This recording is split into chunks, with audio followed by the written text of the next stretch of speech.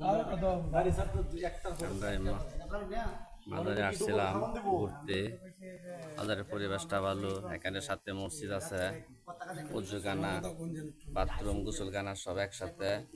এটা ভালো একটা পরিবেশ, অনেক ভালো, সাথে অনেক সুন্দর একটা মসজিদ। মাজারের সাথে হাদি মাদ্রাসা অনেক ভালো।